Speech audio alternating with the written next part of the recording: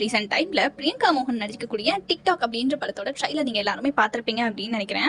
So ட்ரைலரை பொறுத்த வரைக்கும் சூப்பராகவே இருந்துச்சு.